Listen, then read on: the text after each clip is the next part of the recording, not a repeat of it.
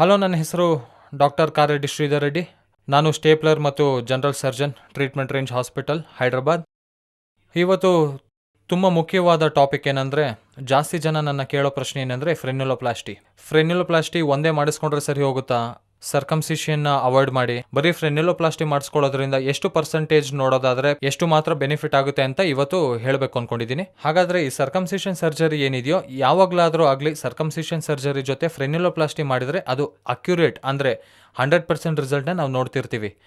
ತುಂಬ ಜನಕ್ಕೆ ಅಂಗದ ಮೇಲಿರುವ ಚರ್ಮ ಏನಿದೆಯೋ ಅದಕ್ಕೆ ನಾವು ಫೋರ್ ಸ್ಕಿನ್ ಟ್ರೆಪ್ಯೂಸ್ ಅಂತ ಇರ್ತೀವಿ. ಈ ಸ್ಕಿನ್ ಅನ್ನೋದು ಮುಂದಕ್ಕೆ ಹಿಂದಕ್ಕೂ ಎಲ್ರಿಗೂ ಫ್ರೀಯಾಗಿ ಮೂವ್ ಆಗ್ತಿರುತ್ತೆ. ಆದರೆ ಎರೆಕ್ಷನ್ ಆದಾಗ ಮಾತ್ರ ಗಮನಿಸಬೇಕಾದ್ರೆ ಕೆಳಗೆ ಏನು ಅಟ್ಯಾಚ್ಮೆಂಟ್ ಇರುತ್ತೋ ಆ ಅಟ್ಯಾಚ್ಮೆಂಟ್ನ ನಾವು ಫ್ರೆನ್ಯುಲಮ್ ಅಂತೀವಿ. ಈ ಅಟ್ಯಾಚ್ಮೆಂಟ್ ಒಂದೇ ಟೈಟ್ ಆಗಿರುತ್ತೆ, ಮುಂದೆ ಇರುವ ಚರ್ಮ ಎಲ್ಲ ಫ್ರೀಯಾಗಿ ಮೂವ್ ಆಗುತ್ತೆ. ಸೊ ನಮಗೆ ಬರೀ ಅಟ್ಯಾಚ್ಮೆಂಟ್ ತೆಗೆದು ಹಾಕಿದ್ರೆ ನಮಗೆ ನಮ್ಮ ಸ್ಕಿನ್ ಫ್ರೀಯಾಗಿ ಮೂವ್ ಆಗುತ್ತೆ ಅಂತ ತುಂಬ ಜನ ಹೇಳ್ತಿರ್ತಾರೆ. ಹಾಗಾದರೆ ಈ ಥರ ಬರೀ ಫ್ರೆನ್ಯುಲೋಪ್ಲಾಸ್ಟಿ ಮಾಡಿ ಲೇಸರಲ್ಲಿ ಸ್ಟಿಚ್ಲೆಸ್ ಆಗಬಹುದು ಅಥವಾ ಸ್ಟಿಚ್ಚಲ್ಲೇ ಮಾಡೋದ್ರಿಂದ ಬರೀ ಫ್ರೆನ್ಯುಲೋಪ್ಲಾಸ್ಟಿ ಮಾಡಿದ್ಮೇಲೆ ಒಂದು 50% ಮಾತ್ರವೇ ಅಡ್ವಾಂಟೇಜ್ ಇರುತ್ತೆ.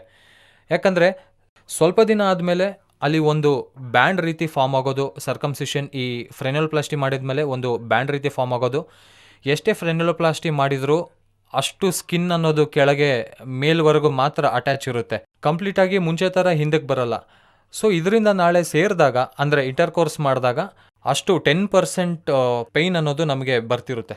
ಸೊ ಯಾವಾಗಾದರೂ ಈ ಫ್ರೆನ್ಯುಲೋಪ್ಲಾಸ್ಟಿ ಜೊತೆಗೆ ಈ ಮೇಲಿರುವ ಸ್ಕಿನ್ ಫುಲ್ ತೆಗೆದು ಹಾಕಿದಾಗ ಆ ಚರ್ಮ ಮತ್ತು ಫ್ರೆನ್ಯುಲೋಪ್ಲಾಸ್ಟಿ ಎಲ್ಲ ಕಂಪ್ಲೀಟಾಗಿ ಒಂದು ಸಾರಿ ತೆಗೆದು ಹಾಕೋದ್ರಿಂದ ಚರ್ಮ ಕಂಪ್ಲೀಟಾಗಿ ಈ ಗ್ಲ್ಯಾನ್ಸ್ ಅಂತಿರ್ತೀವಿ, ಅಂದರೆ ಈ ಮುಂದೆ ಇರುವ ಭಾಗನ ಗ್ಲ್ಯಾನ್ಸ್ ಅಂತಿರ್ತೀವಿ, ಈ ಗ್ಲ್ಯಾನ್ಸ್ ಕಂಪ್ಲೀಟಾಗಿ ಹಿಂದಕ್ಕೆ ಬರ್ತಿರುತ್ತೆ. ಅದಕ್ಕೆ ಇದರಿಂದ 100% ರಿಸಲ್ಟ್ ಅನ್ನೋದು ಅಚೀವ್ ಮಾಡ್ತಿರ್ತೀವಿ. ಬಟ್ ಸ್ವಲ್ಪ ಜನಕ್ಕೆ ಸ್ಕಿನ್ ತುಂಬ ಸುಲಭವಾಗಿ ಮೂವ್ ಆಗ್ತಿರುತ್ತೆ, ಬರೀ ಅದೊಂದೇ ಹಿಡ್ಕೊಂಡಂಗೆ ಅನಿಸ್ತಿರುತ್ತೆ, ಸೇರಿದಾಗ ಹೆಚ್ಚು ನೋವಾಗ್ತಿರುತ್ತೆ ಅನಿಸುತ್ತೆ, ಇಲ್ಲಾಂದರೆ ಸೇರಿದಾಗ ಆ ಅಟ್ಯಾಚ್ಮೆಂಟು ಹೊಡೆದೋದಂಗೆ ಆಗ್ಬೋದು, ಇಲ್ಲಾಂದರೆ ಕ್ರ್ಯಾಕ್ಸ್ ಆಗಿ ಬ್ಲೀಡಿಂಗ್ ಆಗೋದು. ಈ ಥರ ಅವರಿಗೆ ನಾವು ಓನ್ಲಿ ಫ್ರೆನ್ಯುಲೋಪ್ಲಾಸ್ಟಿ ಮಾಡ್ತಾ ಇರ್ತೀವಿ. ಬಟ್ ಯಾವಾಗಲಾದರೂ ಆಗಲಿ ಫ್ರೆನ್ಯುಲೋಪ್ಲಾಸ್ಟಿ ಜೊತೆ ಸರ್ಕಮ್ಸಿಷನ್ಸ್ ಕೂಡ ನೋಡಿಕೊಂಡ್ರೆ ಆಗ ಒಳ್ಳೆ ರಿಸಲ್ಟ್ ಇರುತ್ತೆ ಅನ್ನೋದು ನನ್ನ ಒಪಿನಿಯನ್. ಬಟ್ ಓನ್ಲಿ ಸರ್ಕಮ್ಸಿಷನ್ ಅಲ್ಲದೆ ಓನ್ಲಿ ಫ್ರೆನ್ಯುಲೋಪ್ಲಾಸ್ಟಿ ಮಾಡಿಸ್ಕೊಳ್ಳೋದ್ರಿಂದ ಕೆಲವರಲ್ಲಿ ಬೆನಿಫಿಟ್ ಇರುತ್ತೆ.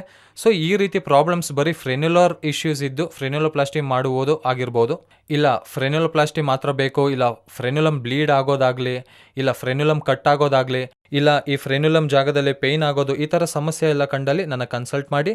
ನಾನು ಟ್ರೀಟ್ಮೆಂಟ್ ರೇಂಜ್ ಹಾಸ್ಪಿಟಲಲ್ಲಿ ಅವೈಲೇಬಲ್ ಇರ್ತೀನಿ.